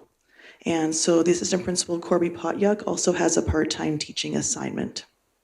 In addition, we also continue to run our 2 outreach schools, so Crossroads and Gateway schools. All of our LRSD schools, a little bit changed this year, is our LRSD schools have our high schools have each designated a key contact person who will serve as the key liaison member between the pursuit staff and the home high schools. And so our staff then use that liaison person to kind of track and manage and help our students that are taking part-time class loads with us be successful in their studies. In addition, we have 3 full-time support staff that are housed at each of our 2 outreach schools, and they also support our online student learners as needed. Michelle Headley continues to be a part-time admin assistant. I think you got to see her this morning in her other role, so she gets double duty today. Enrollment numbers. So right now, actually as of 2 weeks ago, this went up just slightly. We have 83 full-time virtual students, 18 at Gateway and 40 at Crossroads for a total of 121 full-time pursuits students. This represents an increase of 15 from last year. Part-time students are listed there as well, 213 part-time. Those are all LRSD students that are taking 1 or more courses from our home high schools in our division. 15 part-time Gateway schools, so those would be co-enrolled with Matthew Halton High School, and then 5 part-time Crossroads students that are co-enrolled with FP Walsh School. So in total, that would make 233 part-time students. So all totaled, we are providing instruction for about 374 students in semester 1. So enrollment by LRSD school, just percentage-wise, just to give you a little bit of an idea. I won't read all the numbers to you, but you can see kind of which schools are partaking in virtual school programming as opposed to other schools. Of course, the biggest one is our outreaches, where all of our students take all of their courses through our pursuits teachers. Course completion rates. So Chad may have already told you this in a previous presentation, but our completion rate last year was 72%, up slightly from 69% last year. So we think that's great. We're going in the right direction. Just a reminder, I know we told you last year that when Alberta Distance Learning Centre was around, their completion rate was around 50%. So remembering that these students are generally kids that are maybe off cycle for various reasons, might have other things in their lives that are prohibiting them from attending school. These are all kids that are gaining credits that maybe otherwise wouldn't have an avenue to get credits towards graduation. So we're pretty excited about that. We are continuing always to refine our tracking and student engagement practices, and I'll talk a little bit more about those later in the presentation. We continue to use Fridays as our parent contact day, so teachers on that day will try to phone and email parents weekly to try to keep them on track for course completion. At the end of each month, if a student still hasn't completed work, we do a monthly no-show call from our office. So either Michelle, Corby, or myself will call parents as another way to try to engage them in their studies. And again, those no-show numbers really do continue to decline again this year. They did last year, they declined from the previous year, and there's even less students on those lists this year. So we think that's a really great success. And last point I've already talked about a little bit. Average teaching load for semester 1. So our teachers teach an average of 6 core classes plus 2 option courses. On average, they have 113 students each, which is up about 17 from last year. And so as a result of that, we did conclude our registrations for semester 1 on September 30th of this year for semester 1. We are continuing to take enrollments for semester 2, and we'll continue to do that into February. So new this year, as I was talking about student engagement, we really did a lot of reflecting as a staff of how we can engage our outreach kids and our full-time online students in becoming a pursuit student and what that means to be a pursuit student. So this year we've introduced a homeroom model and some clubs that go along with that to try to help increase that engagement and that sense of belonging for our kids. So the homeroom model is a model where each teacher has a number of students that are assigned to them, and they are kind of the key contact point person for the families and students that are underneath their care. And so they do a weekly engagement kind of thing. It might be a little short meeting with the kids. It might be a little weekly email or a challenge, just as a way to try to engage the kids and the parents in their child's education. We've also created a number of different clubs and activities. So our primary ones right now are Art Club and Games Club. The outreach kids are loving it, but we're also getting some full-time online kids participating in those as well, which is pretty exciting. We have some challenges planned. So for this month, there's a fitness challenge that's going out next week for the month of November, where Pursuit swag is on the line. So kids are encouraged to complete like a bingo card, and they will get some prizes at the end of the month for participating. We are doing a number of special event days. So we had a truth and reconciliation contest. So in the bottom right-hand corner there, you can see the entries from the students. One student's entry was selected, and they actually got their shirt actually was designed by one of the teachers and given to them as a prize. Yeah, we have a Halloween dress-up contest tomorrow, so the kids are looking forward to that. And then a Remembrance Day virtual tour of one of the World War I sites is happening at the beginning of November. Option courses continue to be in full swing at our outreach schools. Again, just trying to introduce some variety to the kids. So this is actually my foods class. So every Thursday afternoon, I teach foods to the kids at Gateway School. We have a luxurious kitchen consisting of our induction burners, which you see there, and an air fryer. And we can do amazing things with air fryers and induction burners. So this is their soups and sauces module that they are working on currently and just finishing up. And then we're working on just kind of continuing to add in different elements into that as well. So today, one of the Crossroads teachers is at Gateway, and she's working on some design credits using a Cricut. So we're doing some vinyl cutting, some designing work. So we're just trying to give those little bits of engagement to students as well so that they can have a little bit of variety in their day.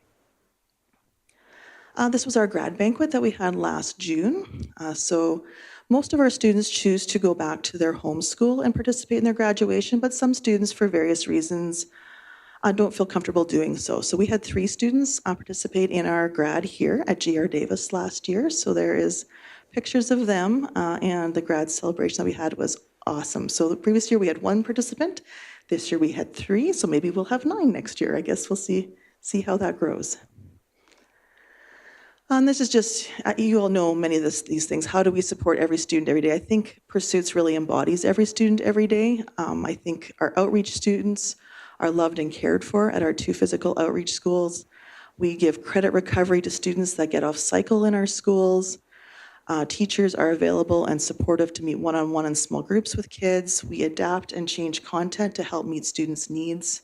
We really embody that whole communication with parents, and we wrap around our parents and our families to try to get our students involved. We're able to help with social emotional concerns through the work that some of our FSLs do with our kids, and then also our First Nations Métis Inuit counselor as well. We embody flexibility. We're flexible with timelines, we're flexible with completion, we're flexible with just about anything to try to help kids grow and learn and get their credits that they need to graduate. And then I think the newest one is just the community building work that we're doing now with our students to try to help increase that sense of belonging for some of our kids that maybe haven't felt that in the past. You can just go to the next one, it's good. Okay, home education. So there are our last 3 years enrollment numbers. So the tail end of COVID, we had 70 students. Last year, we're down to 44. Many of those kids went back to their home schools in LRSD. This year, we have a slight increase of about 7 students. Primarily, this is due to an influx of some of the students from the Fort Macleod area. So many of these had chosen to go with other home ed providers in the past. And we've started to make some changes there, I guess, and they are coming back to LRSD as their home education provider. So we're really excited about that. Part of it is we do continue to offer the phys ed class here on Tuesdays in Fort Macleod. We do continue to offer free access to programs, online programs like RazKids, IXL, Mathletics. And then we just actually finished up our first special events day at Peaks Campus. So I think on the next slide is some photos of the kids that participated in that outdoor learning activity with Mr. Potluck and Mr. Clifton. So they had a great day of learning, and they went kayak canoeing. They did some archery work, learned about making fires, and that was our second time we've been out at Peaks. We went out last May as well. So again, how do we embody every student every day of their home ed program? I think, again, it goes to that flexibility and giving parents choice in their children's education. We're, again, continuing to work on those community building activities through phys ed, but also through our Peaks days. Our home schools are really great at allowing our students to be able to participate in special events in our home schools. Some students take option courses and are blended students. We give that computer level access, and then we are also, Corby and I are also available for programming advice, inclusion strategies, resources, anything that parents need to have a successful home education program. All right, and that concludes my presentation. Are there any questions? Thank you so much, Tara. Okay, we'll open it for questions. We'll start at Trustee Charchin. I just have a comment, and it's wow. Thank you. Thank you. Any other questions or comments? Trustee Agus? I agree with the well. I think there's a lot of things that you are doing, that especially your increase in terms of trying to get these kids involved in skills other than just the academic part of it is so important for them. So yeah, I really appreciate this part of your endeavors with the schools. So thank you. Thanks. Thank you. We have Trustee Long. I have a specific question. When it comes to PE, what are the numbers of usage or percentage of usage of students that have a PE program here in Fort Macleod compared to the other communities where they would have to go to the school to take PE? How's it utilized? At the other schools, is it well utilized compared to here? I would say in Fort Macleod it is greater utilization here for sure. We also charge a fee for students that are not part of LRSD to attend as well, with the hopes of a means to bring them back into our LRSD home ed program. And we've seen some of those gains this year, which is exciting. There is a few students in the Clarisome area that do go to West Meadow or to Willow Creek Comp as well. Not so much in many of our other communities, though. Thank you, Trustee Long. Do we have any questions online from Trustee Kimber or Trustee Toon? Just checking. Nope. Seeing none from either. Okay.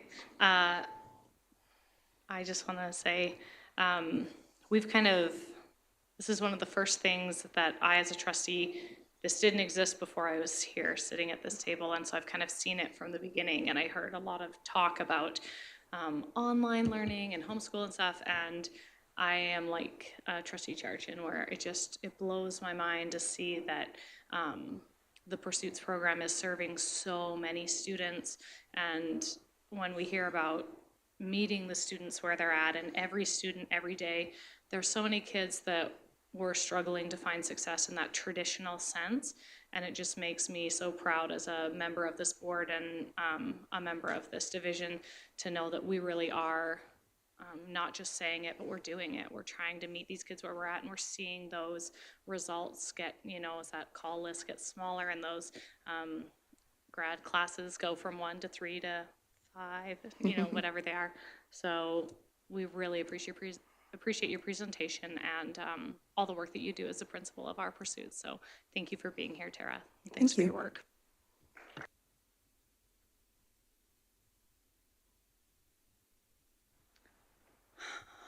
Well, now I don't want to go back to the boring stuff. Not boring, important stuff. I always love when we hear from Tara, though. There's just so many amazing things that are happening there.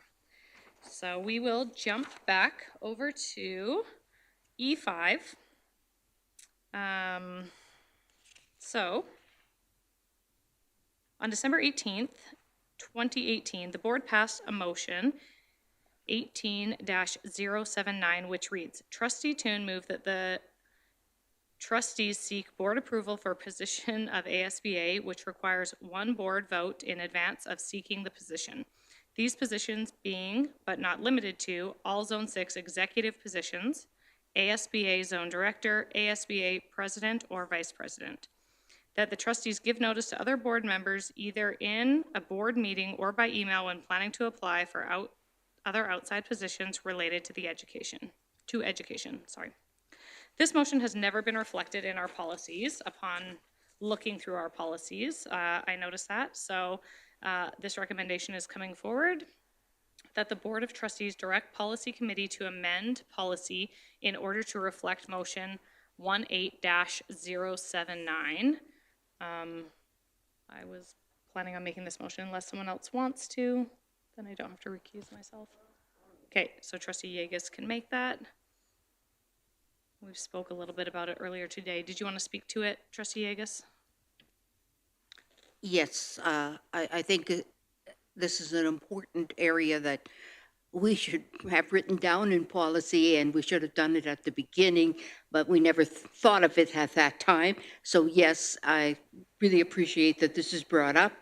This is put into policy for future board members to know when they have to ask the board for permission.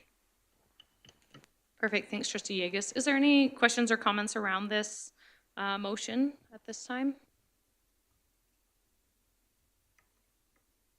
Trustee Hodges? I think it's more of just a clarity in this one. I just want to make sure that we're understanding it all the same way. So it's seek board approval for positions of ASBA. Okay, and then which requires one board vote in advance of seeking this position. These positions being, but not limited to, all Zone 6 executive positions. And so I'm assuming that would just be the chair and vice chair. And then ASBA Zone Director, ASBA President or Vice President. And so I feel like it's clear, but it's not clear. Because there's committees on Zone 6 that I feel like sometimes. So I don't want to put something in policy that would be required to change. I realize that this is a motion, but and we can't amend it because we're just asking to reflect it in policy. But I really do feel like Trustee Yegas said earlier that this conversation should happen. And so I guess I answered my own question and that it needs to come back to another board meeting or policy, have a discussion around it. Yeah, thanks, Trustee Hodges. Normally, or my understanding is that policy will get together and put it into policy as they interpret it, and then it will come to the floor to be approved by the board. And if the interpretation is different, that discussion would then happen before it was approved. So we're going to go ahead and go to Trustee Toon, and then I've got some more comments on the floor here too. So Trustee Toon, go ahead. Yeah, I totally support the motion, but again, I don't think that this is something that's necessary to do. We had a motion that was made that wasn't previously put into policy. Policy committee can do that without having a motion on the books. I think going forward, if we catch something like this that kind of slipped through the cracks and wasn't something put in there, that we can just put it forward. I don't want to get into huge discussion about interpretation of it, because I don't think that, like was mentioned before, we want to get into amending the motion that was passed if something else comes forward. But I don't think it's up to policy committee to amend kind of what's in there and exclude committees, because it's kind of important to have anything that is one board, one vote on there, because that's I think the whole spirit around the motion, that we want to make sure we're celebrating our trustees who are putting their names forward and giving the full board support, and at the same time not putting our voting reps in a hard time if multiple members from our board are running for something and we haven't had a discussion as a board on who we support going forward. That's challenging for one person to decide, or two, whomever's there, to decide on how to move forward with it.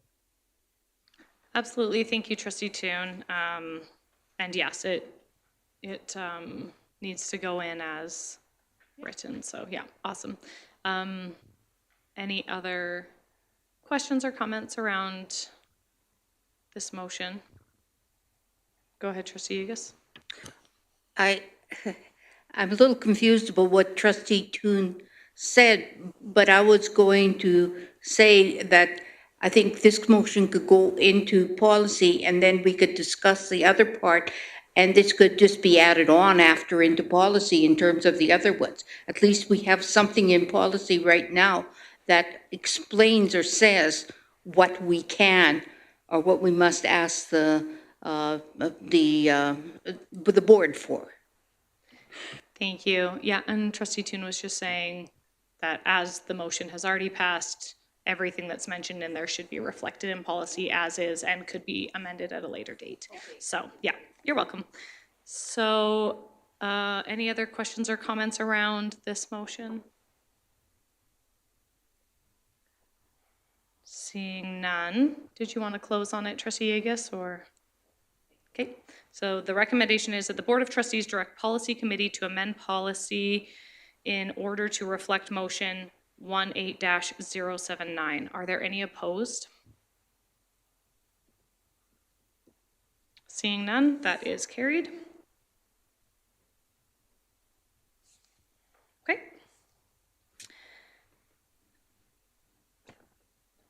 And with that, that brings us to G9, our second in-camera session for the day.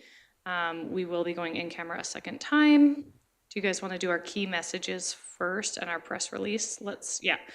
So I make a motion that we move out, suspend the rules, and consider doing items J and K before we do item G. All in favor? Or yes, any opposed? Okay, perfect. So we'll move on to the key messages from today. If there's something you would like included. Trustee Hodges? Go ahead, Trustee Long. Go ahead. He's so excited. Probably. That's why I let you go first. Ms. Tanner's LRSD Pursuit Program. Okay, and transportation as well.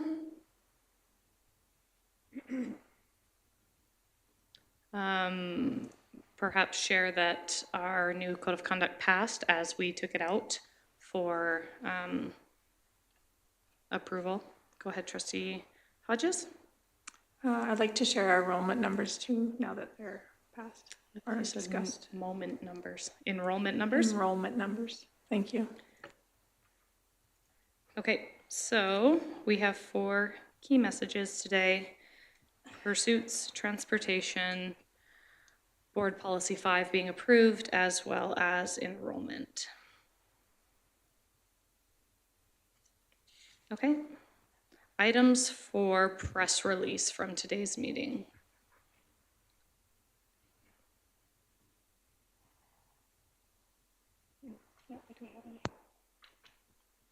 Madam Chair, Yes?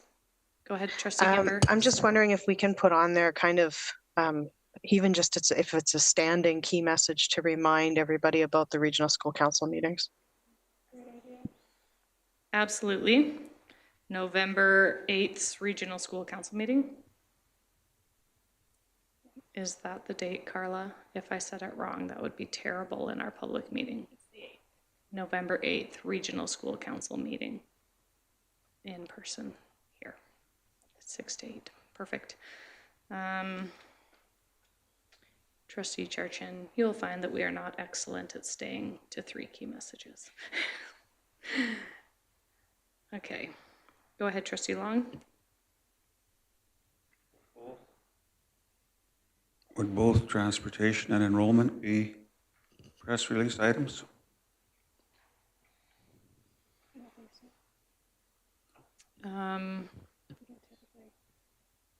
Go ahead, Trustee Long, or Trustee Hodges.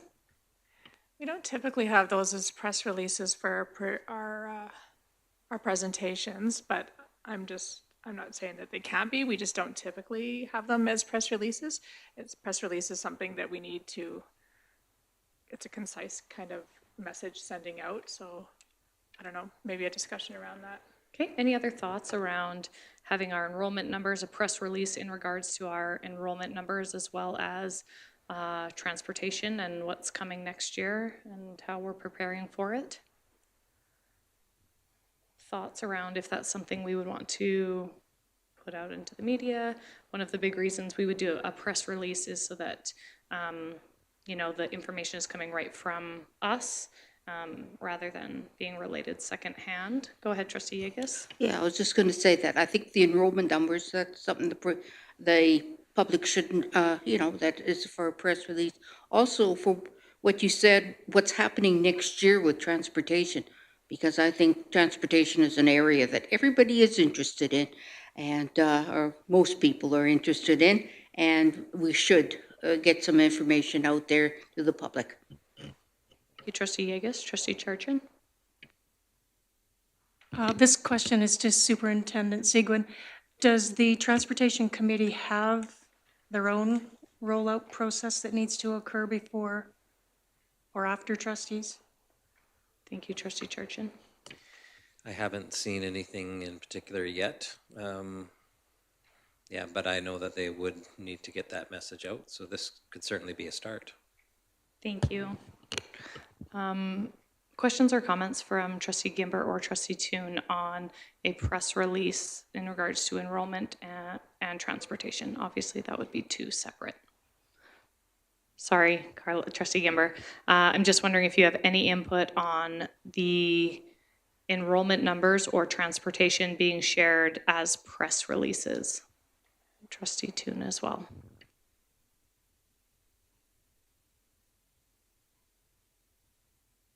I still didn't catch all of that. Sorry. Just wondering if you have any thoughts around doing a press release regarding our enrollment numbers and our transportation changes for next year.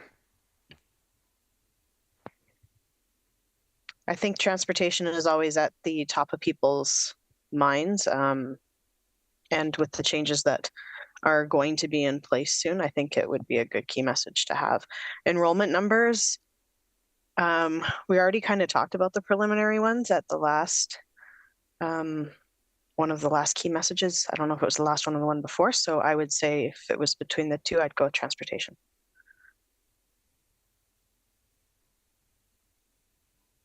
Yeah, I'm fine with both those. I really, Ms. Connell said, I really think transportation needs to be at the forefront. Okay, thank you both. I was just messaging both of them here as they're having a little difficulty hearing to make sure they understand we're talking about a press release. So just in the room, I'm getting the feeling that transportation and enrollment both feel like a press release would be appropriate. Is that right? Is that kind of the consensus in the room? Okay. Okay, and I think they both feel good with that too, looks like. Perfect, thank you. Okay, so with that, can I get a motion to move in camera at 1:40? Trustee Long?